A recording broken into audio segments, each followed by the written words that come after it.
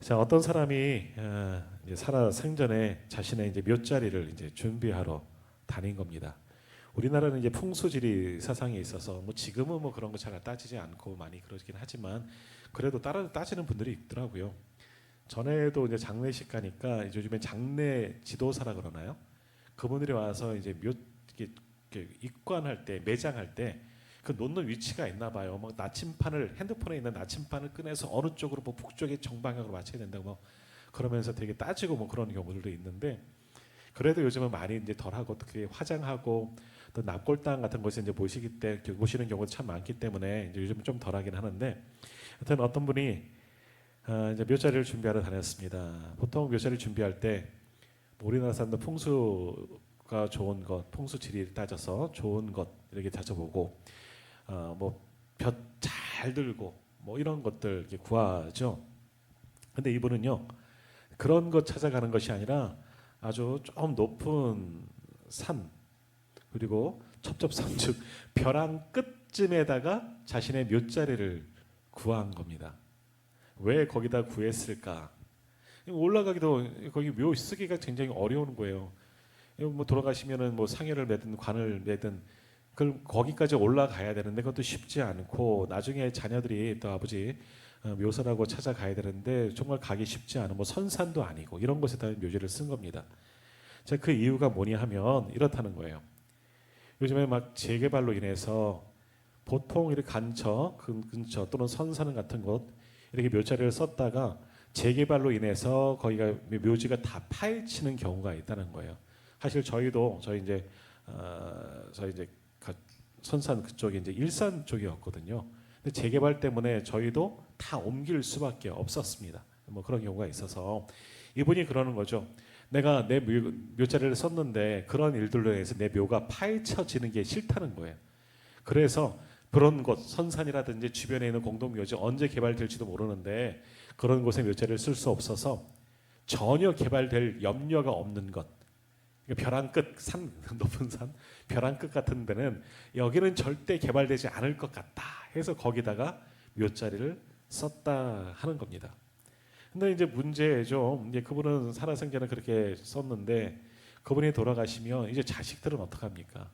우리나라 사람들은 그래도 명절 때면 또 아버지 부모님 이게 기일 때면 그래도 산소를 찾아가는 그런 풍습들이 있는데 찾아가기가 너무 힘든 거예요. 올라가기는 힘들고 아마 자식 때 아니면 그 다음 때 정도 되면은 아마 성묘 가지 않을 것 같아요. 그리고 조금 더 몇 대만 지나가면 그 무덤은 버려진 무덤이 될 가능성이 굉장히 높습니다.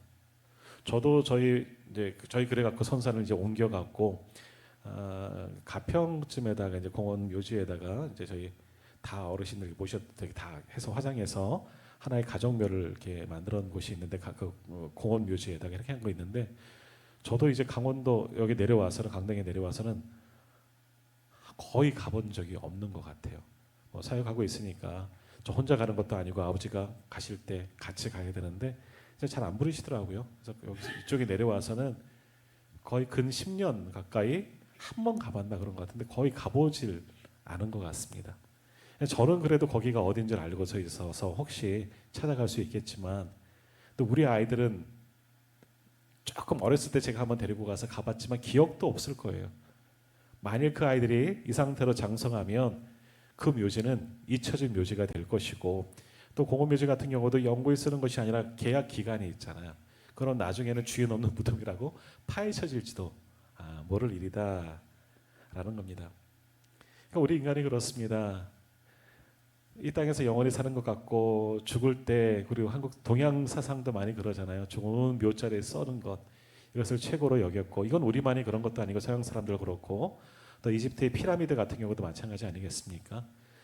이집트 애굽의 왕들은 바로들은 자기 평생 수건 사업이 뭡니까? 내 피라미드 만드는 것. 왕이 된 이후로부터 바로가 된 이후로부터 파라오가 된 이후로부터는 피라미드를 더 크게 웅장하게 만드는 것이 평생 사업인 겁니다. 20년, 30년 걸려서 그거 만들어 놓고 거기 묻혀 있고 또 캐갈까봐 누가 훔쳐갈까봐 여러 가지 장치도 해놓고 막 그렇게 해놓는 것 이게 평생 수건 사업이다라는 겁니다. 그런데 그래봤자 뭔 소용이 있습니까? 죽었는데 아무짝에도 쓸모없는 일이다라는 거죠. 그리고 그렇게 해봤자 자식들 얼마나 좀 좋은 몇 자리에 뭐 경치 좋은 곳에 써봤자 얼마나 또 찾아오겠는가 하는 그런 생각도 해 보게 됩니다. 예전에 제가 이제 그 영락교회 교회 묘지를 가본 적이 있습니다. 남양주에 있거든요. 저도 이제 한 번밖에 가보진 않았는데 이제 장례가 있어서 이제 거기를 가게 됐는데 입구를 들어가서 영락교회 공원 묘지 이렇게 해놓고 영생 뭐 이렇게 써 있나 그랬는데 와 그쪽에 있는 산 몇 개가 다 묘지인 거예요. 엄청 구역구역 여기 우리 소량공원에도 많이 있지만 거기보다 훨씬 큽니다. 엄청난 거예요. 그러니까 거기는 영락교회가 북한에서 내려와서 서울 중구에다 교회를 세운 이후부터 뭐 한경주 목사님을 비롯해서 영락교회 교회인들은 다 거기 가서 묻힐 자격이 있는 거예요. 그러니까 수많은 사람들이 수만 기가 아마 있는 것 같아요. 다 세볼 수 없는데 엄청난 구역이 앞에서부터 입구부터 쫙 온 산을 막 덮고 넘어가서 장례를 치른 거예요. 이제 그것도 얼마 남지 않았다는 거예요. 근데 성도들 가운데서도요, 사람들 가운데서도 거기 들어가려고 거기에 묻히려고 성도들에게는 굉장히 저렴하게 그 묘자리를 주니까 영락교회를 등록하는 분들이 있다는 겁니다. 연세가 들어서 어디 묘자리 구하지 못한 분들 가운데는 그 소문을 듣고 영락교회 등록교인들은 갈 수가 있으니까 거기 등록해서 그 묘자리를 한 칸 이렇게 받는, 좁아요. 크지도 않습니다. 공원묘지이기 때문에 그거를 또 받는다. 그래서 영락교회를 등록한다. 그런 얘기가 있는 겁니다. 예수 믿고 구원받고 천국 가려고 교회를 등록하는 게 아니라 이 교회를 등록해서 내가 그 묘지 한 칸 받으려고 그렇게 들어가는 이들도 개중에는 있다라는 거죠. 근데 한번 생각해 보십시오. 그게 뭔 소용일까라는 겁니다. 그렇게 묘지 하나 받는다고 또 아니면 풍수 좋은 경치 좋은 곳에다가 묘자를 쓴다 해서 그게 뭐 얼마나 유익하겠느냐라는 겁니다. 세상 사람들도 뭐 그렇게 하죠. 옛날에 왕들이나 뭐 이런 사람들은 좋은 자리에다가 아주 화려하게 무덤 장식을 해봤지만 그게 뭔 소용이 있을까? 또 우리 믿는 자들이 아까 영락교회도 얘기 드렸지만 남의 교회 이야기는 그렇지만 그렇게 한들 믿음이 없는 사람과 믿음이 있는 사람과 뭔 차이가 있겠느냐? 그저 묘지 한 칸 받으려고 교회 다니는 것, 그거는 정말 믿음이라 할 수가 없는 거라 볼 수가 있습니다. 자, 우리는 그렇게 이 땅을 사는 존재이고 이 땅에서 다 생을 마감하는 존재이긴 하지만 그것이 끝이라고 생각하기 때문에 그 좋은 몇 자리 하나 만들려고 평생 수건 사업, 어느 나라는 수건 사업이 되는 것이고 왕이나 이런 사람들은 평생 수건 사업이 그게 되는 것이고 또 우리들도 요즘에는 그 묘지 구하기도 어렵고 낙골당도 사실 많이 비싸기 때문에 뭐 교회에서 이런 거 준다고 하니 쓸 수 있다고 하니까 그런 거 하려고 또 교회 등록한다면 이거는 정말 믿음 있는 사람인가? 라는 그런 생각들을 해보게 됩니다.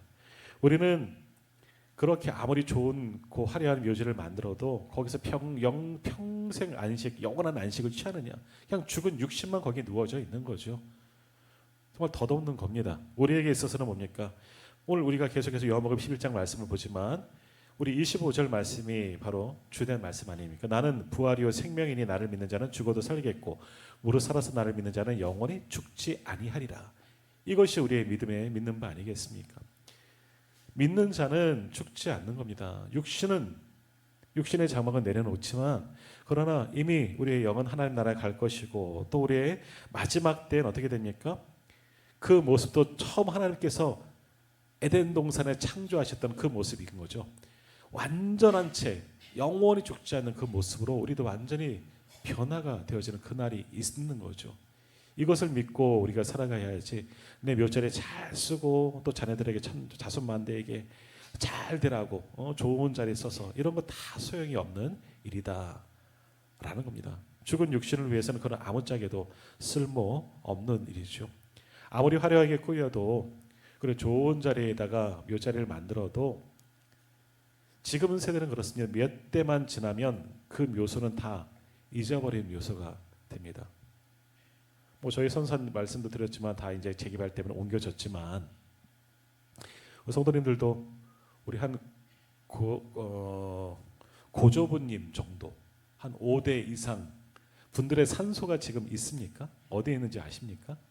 10대 손, 10대 위에 어르신들은 어디에 묻혀 계신지 아십니까? 뭐 어떤 가족들은 선산행 쫙 하시는 분도 계시지만 다 잊혀져요. 결국은 남겨진 건 다 잊혀질 수밖에 없는 거죠. 그게 우리 인생의 끝이 아닙니다. 거기 누워 있는다고 뭐 달라질 게 뭐 거긴 죽은 60만, 70만 누워 있는 것이지 아무것도 아니죠. 믿는 자에게는 결국 그곳이 안식처가 아니라 영원한 하나님의 나라가 분명한 안식처인 줄 믿습니다.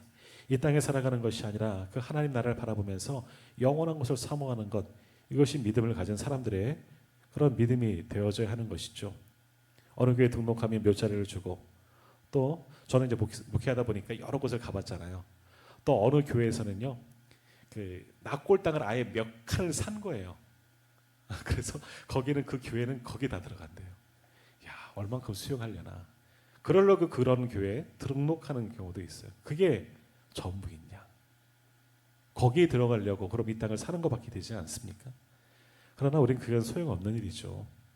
내가 묻혔든 화장을 해서 뿌려졌든 그게 중요한 것이 아니라 우리의 이 육신은 죽을 때가 있고 묻힐 때가 있고 다 쇠할 때가 있지만 결국 우리의 영은 하나님의 품에 안기게 될 것이고 마지막 날에는 완전한 영육의 하나가 되는 그날이 분명히 올 겁니다. 이 믿음을 가지고 우리는 살아가야지 좋은 묘자리 누우려고 요즘엔 좋은 낙골 땅에 묻히려고 하는 그런 삶은 믿음의 사람들의 모습이라 할 수가 없습니다. 자, 이스라엘도 마찬가지입니다. 우리 나사로의 죽음을 우리가 보고 있지만 우리 작년에 그 봤던 부활이라는 영화에 보면 거기도 조금 나오는데요. 이스라엘 사람들은 가난한 사람들은 그냥 조그만 땅을 사서 거기다 매장을 한다 그래요. 우리처럼 좀 깊게 파지도 않고 대충 파서 대충 매장하는 게 보통 일반 사람들, 그냥 평범한 사람들, 서민들의 그런 장래 풍습이고, 그리고 더 낮은 계층, 정말 소외된 사람들은, 그리고 범죄자들은 어떻게 하냐면 그때도 십자가에서 내려진 죄수들 어떻게 했습니까? 어느 한 구석에다 이렇게 던졌죠. 그런 거예요. 백성의 아들들의 무덤이라는 공동 묘지가 있다는 거예요. 여기는 범죄자들이나 일반 천민들은 매장도 아니에요. 거기다가 그냥 골짜기 같은 데 그냥 슉 던져버린다는 겁니다. 이게 이스라엘의 장래 풍습이고, 오늘 나사로와 같이 동굴 묘지에 묻히는 사람들은 여유가 있는 사람들이라는 거죠. 괜찮은 사람들이라는 거죠. 그래서 이 사람들은 어떻게 하냐? 우리랑 똑같아요. 살아생전에 그런 묘지들을 만들어 놓는 겁니다. 물론 조상 때에서 만들어 놓고 거기 들어갈 자리가 있으면 괜찮지만 그렇지 않은 경우에는 이 예수님이 묻힌 곳도 뭐 어디입니까? 아리마대 요셉이 준비해 놓은 빈 무덤이라고 얘기했잖아요.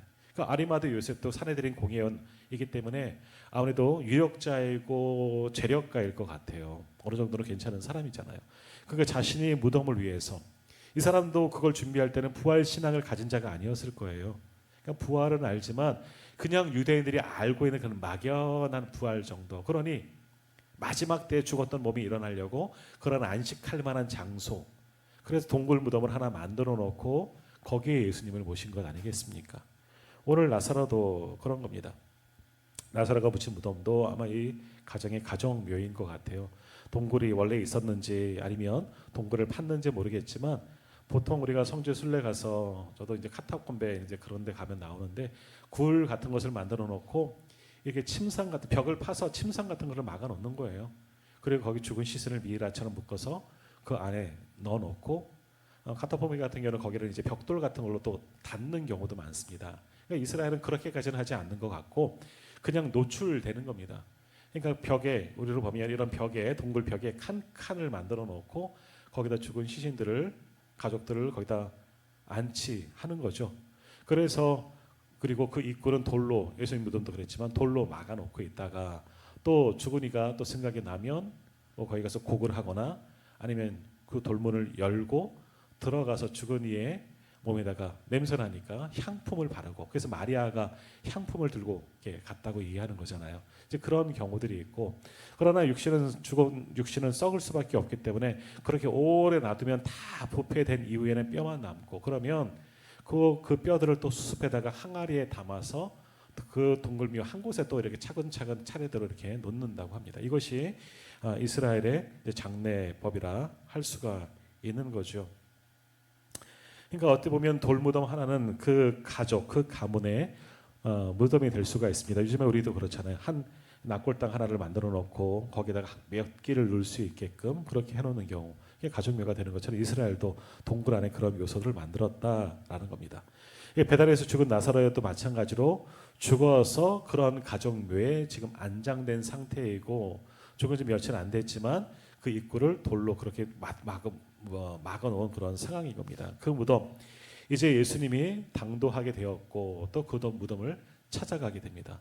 사람들은 곡하러 가는 줄 알았죠. 곡하는 것이 당시에는 그런 풍습이었기 때문에 마리아도 가고 또 아마 마르다도 갔을 것이고, 그렇게 상주들, 유족들이 가서 곡하러 가니까 함께 조문했던 사람들, 위로하러 왔던 사람들을 함께 곡하기 위해서 나사렛의 무덤으로 함께 가게 됩니다.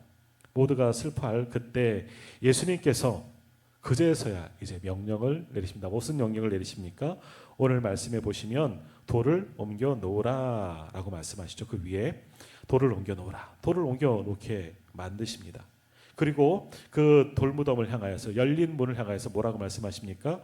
오늘 43절에 이 말씀을 하시고 큰 소리로 나사로야 나오라 하고 외치셨습니다. 지난주에 우리가 보았던 것은 하나님께서 저희 기도를 들으신 것 감사합니다. 하나님의 영광을 위해서 내 기도에 응답하신 것 감사합니다. 사람들이 이를 통해서 하나님의 영광을 보게 될 것입니다. 뭐 이런 말씀도 쭉 하셨지만 그 나사로의 무덤을 향하여서 외치는 거죠. 나사로야 나오라. 그렇게 외치셨을 때 어떤 일이 일어납니까? 44절 한번 다시 한번 보세요. 죽은 자가 수족을 배로 동인 채로 나오는데 그 얼굴은 수건에 쌓였더라. 예수께서 이르시되 풀어놓아 다니게 하라 하시니라. 아주 놀라운 역사가 일어난 겁니다. 사람들은 지금 이스라엘 장례법에 따라서 유가족들의 곡하러 가는 때가 왔으니 곡하러 온 줄 알고 함께 위로하고 함께 곡하면서 슬픔을 함께 나누려고 온 거죠. 지금 나사로가 묻힌 무덤도 인생의 끝이에요. 어찌 보면 종착역이라 할 수 있습니다. 그들에게도 부활 신앙이 있는 자들도 있고 없는 자들도 있겠지만 유대인들이 가지고 있는 부활 신앙은 그냥 죽음이 끝이에요. 그리고 언젠가인지 알지 못하겠지만 하나님 나라가 올 때 그때 죽은 몸도 부활하게 될 것. 그러나 그때까지는 죽어 있는 상태로만 알고 있습니다. 우리처럼 우리의 영이 하나님 나라에 옮겨지는 걸 전혀 알지 못하는 그런 상황인 겁니다. 그러니 뭐 부활의 의미는 거의 사실은 잘 모릅니다. 그냥 죽은 것으로 끝이에요. 그 죽은 자를 위해서 거기다 모셔놓은 것이고 영원한 안식을 취하라고 놔둔 것이고 인생의 종착점 바로 그 무덤이 되었다는 거죠.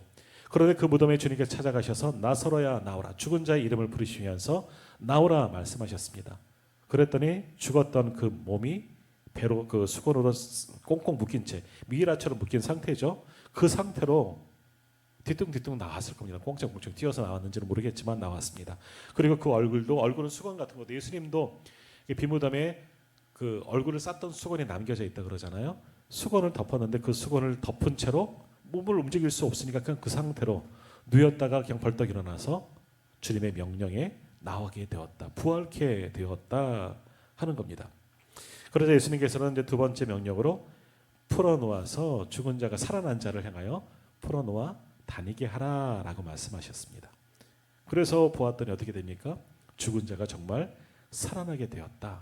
놀라운 역사가 일어나게 된 겁니다. 사람들은 나사로가 죽었을 때 죽음으로 다 끝난 거라 생각합니다. 우리도 그러잖아요. 누군가 우리 주변의 사람들, 우리 가족들이 특별히 죽으면 슬퍼하는 이유가 뭡니까? 끝이기 때문에 더 이상 고인과 돌아가신 분과는 함께 할 수 없기 때문에 끝, 단절이 이루어지기 때문에 그렇게 슬퍼하는 겁니다. 그래서 마지막 가는 그 길까지 그래도 우리 동양 사상에 마지막 가는 그 길에 최선을 다해 섬기려고 좋은 관도 준비하고 수의도 뭐 예전 어르신들은 수위를 일찍부터 준비해 놓으셨지만 요즘엔 그렇지도 않지요. 좋은 수위도 때로는 준비해 놓고 또 좋은 묘소, 또 좋은 어떤 그런 장례 절차를 그렇게 준비하지만 다 끝난 거죠. 그것이 끝이기 때문에 그랬습니다. 나사로도 그런 거예요.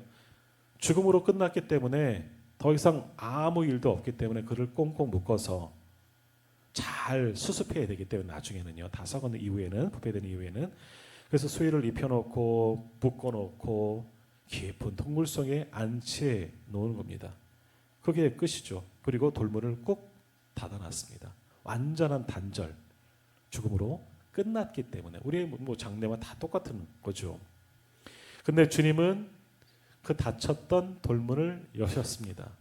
더 이상 죽음이 우리를 갈라놓지 않는다 하는 것을 보여주는 사건이 되어지는 것이고요. 그리고 죽은 나사로의 몸을 향하여서도 말씀하는 거죠. 나사로야 일어나라. 나사로야 나오라.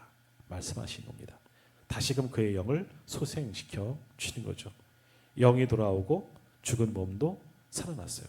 우리 이전에 동굴을 열어놓으라 할 때 뭐라 그랬습니까? 죽은 자의 마르다가 죽은 지 나흘이나 되어서 벌써 냄새가 나나이다. 이미 부패가 시작됐다는 거예요. 그런데 그런 흔적 아마 다 없어진 것 같아요. 왜? 완전하게 다시 살아났기 때문에 완전체가 되었죠. 물론 나사로는 나중에 또 죽습니다. 그럼 뭡니까? 믿는 자에게 이것을 보여주는 겁니다. 믿는 자의 끝은 저 닫혀진 동굴 아니다 하는 겁니다. 그래서 부활절 되면은 빈 무덤을 보여주는 거예요. 빈 무덤을 통해서라도 우리는 분명히 죽음으로 끝이 아니라 부활과 생명이 있는 존재임을 우리가 믿어야 해요. 예수님께서 부활하신 것처럼 우리도 그렇게 부활할 것을 빈 무덤을 통해서 우리에게 상징적으로 보여주는 겁니다. 그래서 이 부활절에 빈 무덤을 이렇게 장식해 놓은 교회들도 그렇게 있는 거죠. 오늘 그것을 보여주시는 겁니다. 우리 믿는 자들의 끝은 무덤 속이 아니라는 거예요.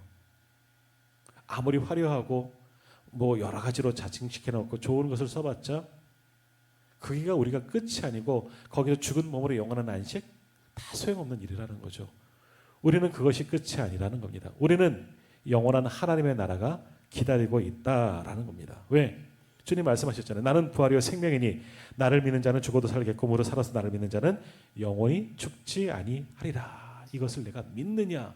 믿는 자에게는 부활과 생명 되신 예수 그리스도로 인하여 영원한 생명을 이미 얻은 자가 되는 거예요. 나중에 유대인들이 지금 생각하고 있는 것처럼 이 본문의 배경 속에 나오는 유대인들의 생각 속에서 언젠가인지는 모르겠지만 나중에 죽었던 몸도 하나님 살려주시겠죠. 그게 아니라 이미 우리는 생명을 얻은 자인 줄 믿으시기를 바랍니다. 나는 생명을 얻었습니다. 물론 우리의 육신은 기한에 있습니다. 우리의 육신은 죽습니다.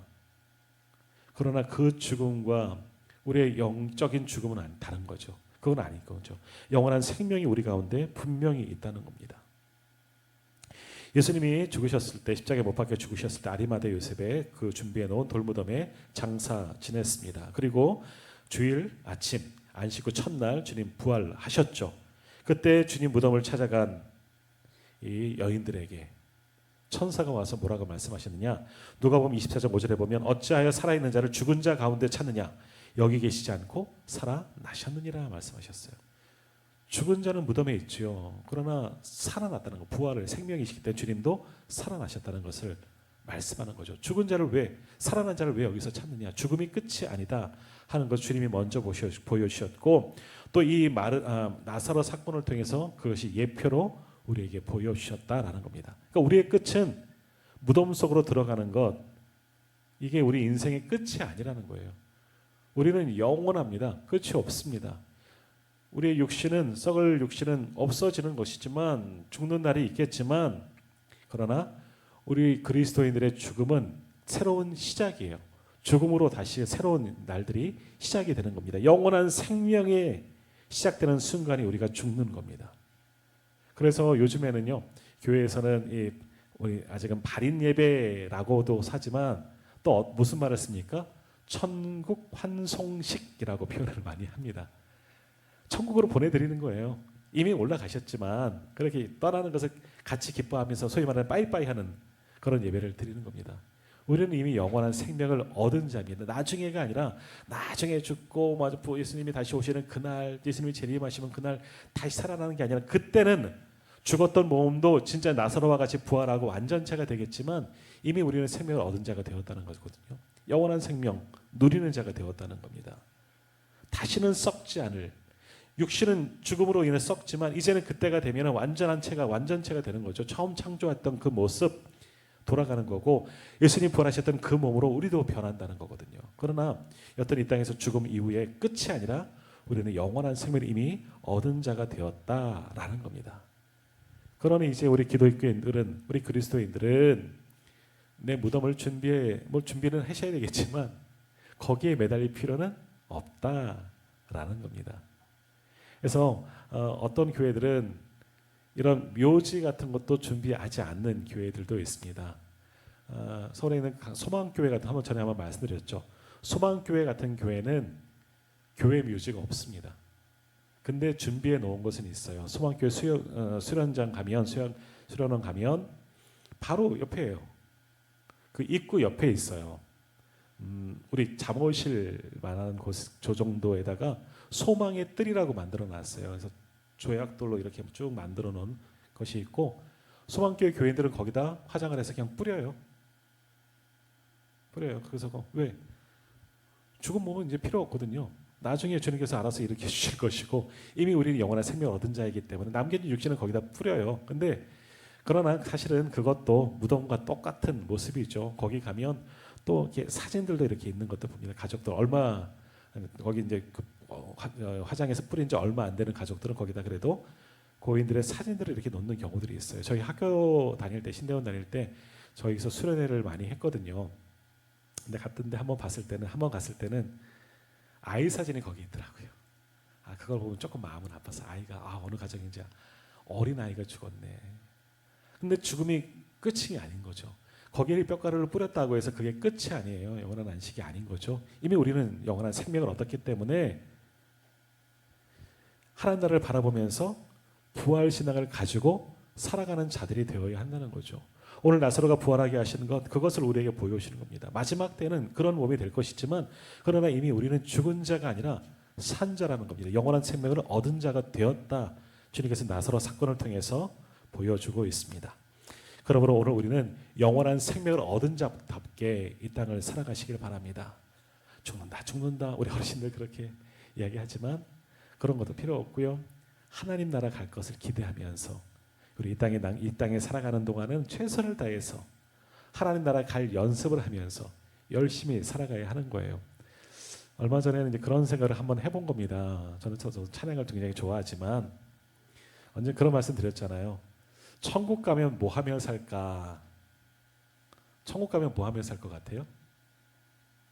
안 가봤으니까 잘 모르겠지만 이렇게 살지는 않을 것 같습니다. 그죠?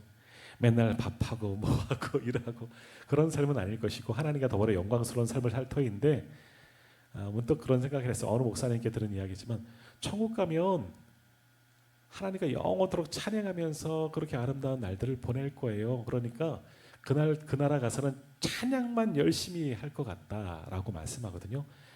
그런 것 같아요. 그래서 지난주 그랬나? 예배드리면서 우리가 찬양을 정말 열심히 해야 되겠구나라는 생각을 하거든요. 준비를 해서 가야지. 여기서 찬양 안 하고 있다 그 나라 가서 찬양하려면 안 나오면 어떡해요. 여튼 우리는 생명을 얻은 자답게 이 땅에서 끝이 아니거든요. 끝을 향하여 가는 인생이 아니라 영원한 하나님의 나라를 바라보면서 영원한 하나님의 나라 생명을 얻기 위해서 가는 인생을 살아가는 겁니다. 그래서 하나님의 나라 바라보면서 정말 멋지게 이 땅의 육신적인 삶은 잘 마무리하고 하나님 나라를 갈 수 있는 연습하는 그런 삶을 살 수 있는 우리 모두가 되시기를 소망합니다. 또한 이 땅을 살 때 종말로 간다는 것은요 얼마나 슬픈 일이겠습니까? 죽을 수밖에 없는 인생을 살아간다면 끝이 있는 인생을 살아간다면 너무나 슬픈 인생이 되는 겁니다. 저도 이제 50이 많이 넘었잖아요. 그러니까 살아온 날보다 남은 날이 얼마 남지 않았을 거예요. 딱 100년 산다고 해도 이제 50은 좀 넘었으니까 살아온 날보다 더 조금밖에 못 살거든요. 언젠가는 죽을 거예요. 하지만 그게 죽음의 끝이 아니에요. 육신은 죽죠. 그러나 영원한 하나님 나라의 백성이기 때문에 영원한 삶을 산다는 것을 기억하시고 저 나라를 소망하면서 즐거움과 빨리 가는 게 더 좋을 것 같죠. 그 나라를 바라보면서 정말 아름답게 이 땅에서 정말 행복하게 기쁘게 살아가시고 하나님 나라를 소망할 수 있는 우리 모두가 되었으면 좋겠습니다. 주님은 우리를 위하여 돌문을 열어 놓으셨습니다. 죽음의 돌문, 이 무덤 속에 우리가 앉게 되는 것이 아니라 문을 열어 놓으셨어요. 우리의 이름을 부르시고 나오라 말씀하시는 겁니다. 그날이 분명히 오게 될 줄 믿습니다. 영원한 생명을 누린 자답게 얻은 자답게 그 생명을 아름답게 누리면서 또 천국을 소망하면서 멋진 삶을 살아갈 수 있는 저와 우리 모든 성도님들 다 되시기를 간절히 소망합니다. 기도하겠습니다.